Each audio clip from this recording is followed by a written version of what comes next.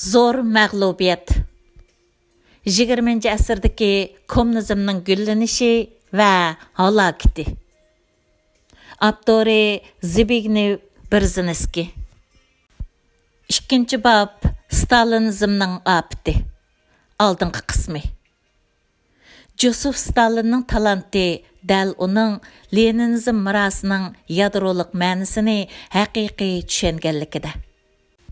Onun asaslık raqibi Lev Trotskyning o'tkazgan asaslı xatolig'i davlatning ichki qismida inqilob qilish bilan birga butun yer sharini davolg'itishga urindi. Trotskyning ko'z qarshi bo'lsa, g'arb kapitalizm tuzimining taraqqiyoti inqilob qilishga allaqachon shart hozirlab bo'ldi. Rossiya kommunizm hokimiyatining mavjudligi bu inqilobning tez g'alaba qilishiga bog'liq edi. Lekin u o'zliksiz inqilob ideyasini tashabbus qilganlikdan natijada partiyaning ichki qismida yaqinda rahbarlik o'rnini egallagan byurokratlarning tishiga tegib qo'ydi. Ularda aql o'zini ayaydi degan xarakter bor edi. Bu byurokrat amaldorlar texi fursat pishib yetilmagan dunyo inqilobida barliqini qurbon qiladigan xatarga tavakkul qilishga tayyorlanmadi. Onunla selishtirganda Stalin ularning aql o'zini ayaydigan xarakterdan apchillik bilan foydalanib, davlat ichida bir maydon ichki inqilob qo'zg'ab, kommunistik hokimiyatni hayotiy kuchi urg'ib turgan ijtimoiy kuchlar tarafidan og'dirilib ketish xavfidan saqlab qoldi. Bu qilmish ularning jonijon manfaatiga mos keldi. Yana ularning ideologiyasidagi asabiy talabni qondirdi. Bir davlatda sotsializm qurish bo'lsa, Stalin tashabbus qilgan davlat apparati orqali jamiyatga ilgari ko'rilib boqmagan darajada buzg'unchilik qilishidagi marksizm, leninizmning hikmatli so'zi. Bir o'chum hiyla-mekrga to'lgan rahbarlar kechilab Kreml sarayidagi bir qancha eg'iz uyda o'zlariga tövandikidek vazifalarni bekitib chiqdi. Yuqoridan tövanga qarta jamiyatni o'zgartish. Bir qism dehqonlar va o'ttir burjaziyani yo'qotib, millionlagan kishilarni o'z yurtidan ayirish. Shuning bilan birga davlat hokimiyatini ilgari ko'rilib boqmagan darajada kuchlantirish. Shunday qilib, bir davlatda sotsializm qurish, bir davlatni hammadan ustun turadigan davlat apparatiga bo'ysundirish jarayoni bo'lib qoldi. Stalinning hukmronligida davlat hokimiyatining o'rni va davlat huquqini jamiyatni o'zgartiradigan qurol sifatida foydalanish darajasi eng yuqori pallaga yetdi. Hamma degidek diktator va uning kontrolligidagi davlatga bo'ysunish kerak. Stalin hamma yerni qopladi. Naqsh musiqalarda madiya va olqishlarga erishdi. Hamma yerda uning tarjimali yezilib, abidi tiklandi. U hammaga xo'jayinlik qiladi. U garchi tarixda oz ko'riladigan zolim podshoh bo'lsa-mu, ammo yuqori darajada byurokratlashgan va tuzumlashgan murakkab davlat huquq apparati orqali hukmronlik qildi. Stalinning bir davlat sotsializm qurish nishonini ishga oshirish uchun Sovet ittifoqi davlat apparatini uzluksiz kuchaytirib, uning o'rnini uzluksiz yuqori ko'tardi. Huquqini bargan sir zo'raytdi. Hokimiyat ihromini terrorlik tuzumi orqali yo'lab turdi. Bu xil terrorlik kishilarni vahimaga soldi. Hatto Stalinning eng yaqin odamlaridami bexatarlik tuyg'usi yo'q edi. Hech kim bu o'zgarishchan mustabidning qurboni bo'lishni xohlamaydi.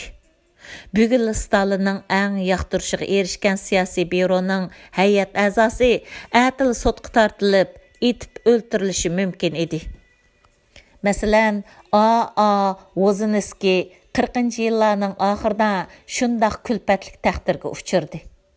Nurg'un kishilar Stalin uni muhim vazifaga tayinlagan deb qaraydi. Stalinga cheksiz sodiq, hatto uning jinoyatini butun kuchi bilan oqlaganlarmi o'zining o'ldirilmasligi yoki haqoratlanmasligiga kapolatlik qila olmaydi. O'lim jazosi beriladigan yo'ldoshlarning tizimligini turg'izishda bevosita qatnashgan Molotov bilan Kalinin siyosiy byurodagi ustilida davomli o'ltirgan bo'lsa-mu, ammo ularning ayollari Stalinning buyrug'iga binoan emgak bilan o'zgartish lageriga haydaldi. Taxminan 25 yil vaqt ichida Sovetlar ittifoqining eng oxirgi o'ltirish yoki hayot qoldirish huquqini bir uchum shafqatsiz suiqasdchilar egilib oldi desak, qilcha oshirayotgan bo'lmaymiz. Ularga nisbatan aytganda, sonsizlagan atalmish xalqning dushmanlarini o'ltirish byurokrat hukumatning faqat kichikkina bir ish edi. Kunlarning birida Sovetlar ittifoqining butun arxiv xotirlari oshkorlangandimi, ya'ni Moskvada nashr qilingan o'xshamagan siyosiy ko'zqarashdagilar boshqurishidagi oshkorlik jurnalining 1987 yili 8 oydagi xabarida deyilishicha, ilgirki jinoyatlarni yoshirish uchun KGB 30 yillardan 40 yillargacha bo'lgan cho'ng tozalashda ziyonkashlikka uchirg'ichilarning arxivini har oyda 5000 parchalik suratda ko'ydirgan. Kishilar Stalin cho'ng qirg'inchiligining barliq haqiqiy ahvolidan mangu xabardor bo'la olmaydi. Bevosita etib etilgan yoki asta-asta xo'rlab o'ltirilganlar tövəndəki turli kishilardan iborat. Siyosiy o'qituvchilar, ideologiya jihatdagi qarshilashquchilar, gumonliq partiya a'zolari, ayiblangan ofitserlar, boy dehqonlar, og'dirilgan sinflarning a'zolari, sobiq oqso'ngaklar, sadoqatsizlik qilish ehtimolligi bor deb qaralgan osonliq millat zotlari, dushman deb jakarlangan osonliq millat zotlari, diniy zotlar, ixlosmand mo'rtlar, hatto yuqorqilarning urug' tuqqanlari va ko'pincha hollarda ularning butun oilasidagilar. Kishilar Stalinning shaxs va kollektivga keltirgan azob oqibatlarining butkul ahvolini til bilan tasvirlab bera olishi mumkin emas. Sotsializm qurish nomida millionlagan dehqonlarni yiroq joylarga surgun qildi. Eng ibtidoiy turmush sharoitida ta'li kelib, eng oxiri hayot qolganlari Sibiriyada makonlashdi. Cho'qim Stalin mas'ul bo'lishga tegishliklaridan yana 30-yillarning dastlabidagi cho'ng qachilik mezgilida necha millionlagan Ukraina dehqonlari ocharchilik azobini tatdi. Kompartiya a'zolari bu ocharchilikdan foydalanib, yezi iligini kollektivlashtirish musofasini tezlatdi. Bu qachilikning yuz berishini yavoyilach kollektivlashtirish harakati keltirib chiqargan. Cho'ng tozalash mezgilida kompartiyaning o'zimi buzg'unchilikqa uchirdi. Kompartiyaning ko'p qism oliy darajalik rahbarlari etib etildi. O'lgichilarning oil tabobatlari ziyonkashlikka uchirdi. Qo'lga elish va etib etish buhroni butkul Sovet ittifoqini qopladi. Chetishliqi barlarning soni millionga yetdi. Sovet ittifoqining materiallariga asoslanganda faqat harbiy sohadalar oz deganda 37 ming nafar quruqliq armiya ofitseri, 3 ming dengiz armiya ofitseri, 1937 yili va 1938 yili etilgan. Bu son Sovet Germaniya urushining oldingi 2 yildagi Sovet armiyadan amaliy qurbon bo'lgan ofitserlarning sonidan zo'r darajada eshib ketgan. Stalinning hukmronligida Gulag organi o'zliksiz kengaydi. Yakka qo'lga elish bilan kollektiv qo'lga elish to'xtamay yuz berdi. Hatto butkul osonliq millatlar kollektiv bo'yicha milliy yo'qotishning nishoniga aylanib qoldi.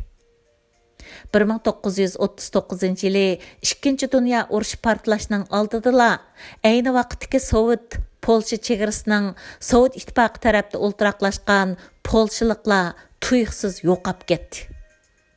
Faqat ayollar bilan bolalar qozoqlar rayoniga ko'chirilib, makonlashtirildi. Erlar tal to'kis qirib tashlandi. Urushning oxirgi bosqichida Qrim rayonidagi tatarlar va Shimoliy Kavkazdagi Chechen, Ingushlar, ya'ni umum soni 100 mingga yetadining hammasi Sibiriyaga qo'g'lib etildi. Gerçi urush oxirlashgandan keyin natsistlarning yahudilarni qattiq qirg'in qilganligi oshkorlangan bo'lsa-mu, biroq Sovet ittifoqi tuyuqsizlar Moskva va Leningradda turishliq yahudilarni bostirish nishoni qildi. Ularning rahbarlari yo'qitildi. 1949 yılı Baltık deniz rayonidagi 100 minglagan aholilar kollektiv holda Sibiriyaga ko'chishga majburlandi. 1988 yılı 9 ayning 22 kuni Vilnius radio televiziya stansiyasining deyishicha, Sovet ittifoqi qattiq maxfiy tutgan songa asoslanganda faqat Litvadalar ziyonkashlikka uchraganlar soni 108.362 ga yetgan. Stalin olamdan o'tish harpisida Yahudi doktorining qaslash delosi sud qilish tayyorlik xizmati yana ishlanyotdi. Ziyonkashlikka uchrag'uchi Kreml sarayining yuqori darajalik rahbarini qaslagan deb ayblangan edi. Şuna milyonlagan adam içinişlik öldürülgen desek, qilcha oshirib etken bolmaymiz. Meyli töven qatlamdaki puhralar yoki jamiyatdagi ataqliq erbablar bolsun, hammasi bir taqdirdan qechib qutulalmadi. Stalin unsurlarining faoliyatlarini oshkorlash 1987 yili yuqori pallaga yetganda Sovet ittifoqi gez jurnallarni ziyonkashlikka uchirg'ichilarning aslimillari va ayıplagan maqolalar bilan to'lib ketdi. 1987 yılı 12 ayning 23 kuni nashr qilingan adabiyot gazetiga besilgan bir maqolada ko'rsatilishicha, bu jurnal o'qirmanlarning Stalinning jinoyatlarini pash qilgan necha 10 ming parcha xatini topshirib olgan. Xatlar ichida odatdagi bir ayolning xatimi bor ekan. Bu xat intayin haqiqiy yezilg'achqa kishini cho'nqur hayajonga solgan. Uning yozg'ini minglagan, 10 minglagan kishilarning ta'siroti bo'lib, nihoyatda vakillik xarakteriga ega edi. Men sizlarning jurnalinglarning sodiq o'qirmini. Uzaqdan buyon men izchil, eng zo'r qizg'inlik bilan sizlarning maqolalaringizni o'qib keldim. Yaqinda unutilib ketgan nihoyatda ko'p ishlarni jurnalinglardan o'qidim. Ba'zi maqolalarni o'qisam, yuragim laxta bo'ladi. Men erim bilan ikkimizning hayotini esga oldim. Biz bu umrimizda kulfatlik 30 yilni o'tkazibdimiz. Keyin yana urush mezgili va urushdan keyingi jafoliq yillarni boshdan kechirdik. Hozir qalamim orqali Kro, Yuxachevski, Yakir va boshqa begunoh ziyonkashlikka uchirg'ichilarning majburiy o'ldirilish ahvolini bayon qilaman. Ulug' shaxslarning taqdirini jamoatchilikka oshkorlayman. Bunda qilishimning sababini tushunishga bo'ladi.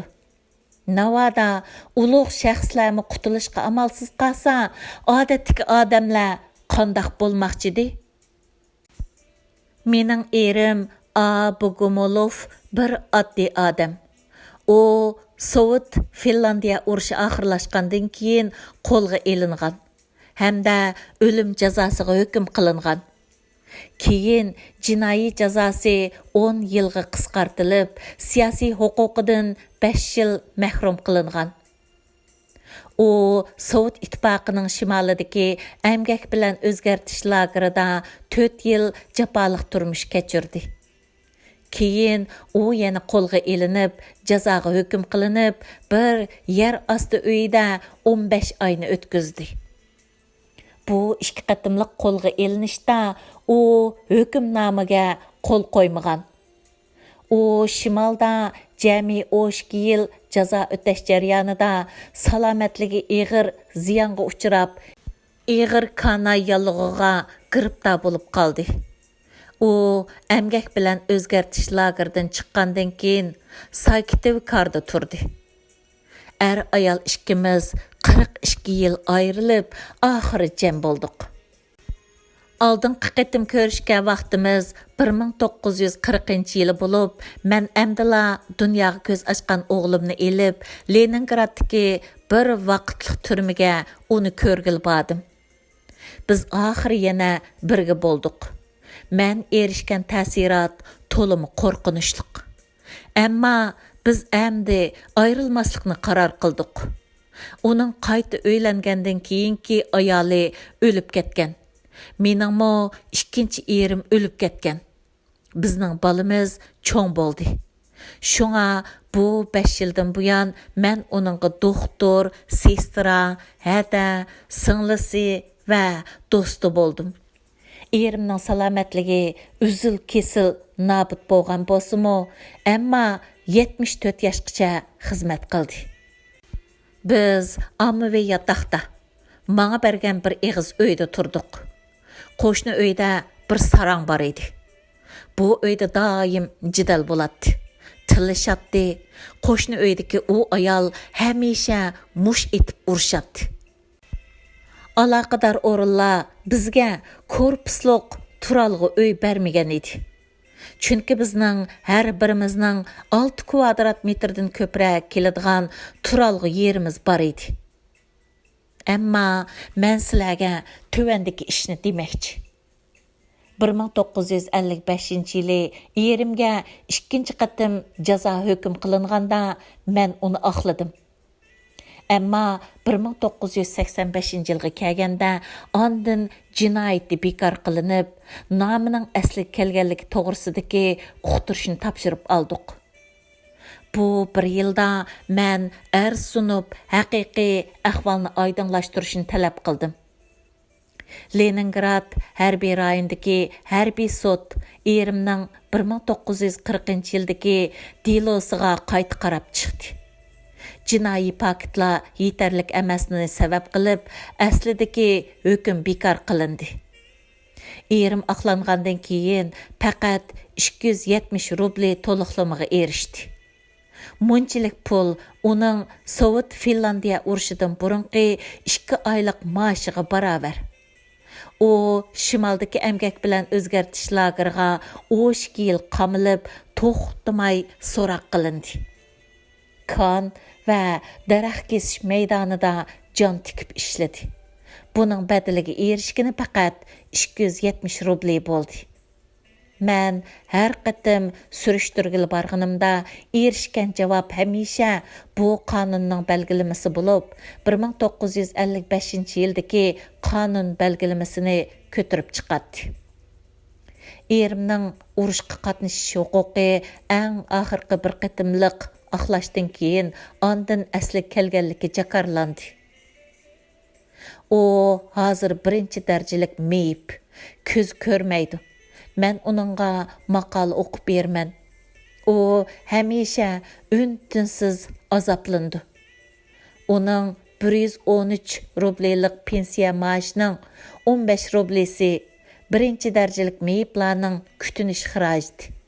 Shundaq bo'lsa-mu, men yanala aloqador hukumat o'rinlariga davomli xat yozib arz qildim.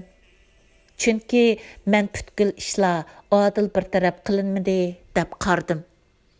Faqat u hayot bo'lsa, mening kuchimli bo'ladigan xat yozaman.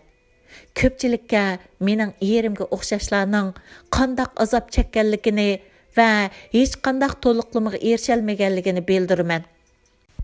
Ular o'z davlatiga yuz kelalaydi. Biroq ularning o'zining turmushi va oilasining turmushi vayron bo'ldi. Ular jamiyatda hurmatga sazovar bo'la olmadi. Urushga qatnashish huquqiga ega bo'la olmadi. Shu sabablik sharaflik meyib harbiy yoki peshqadam jangchi degan nomga erisholmadi. Bayram mezgillarida kishilarning tabriklashiga erisholmaydi. Sizlardan menga bir yurish uy berishni talab qilganim yo'q. Biz yashinib qoldik. Bir yurish uy bergan taqdirdimi bizga nisbatan aytganda to'lim kechikdi. Erim hozir 82 yoshga kirdi. Yaqında o sakti kesili bo'lib qoldi.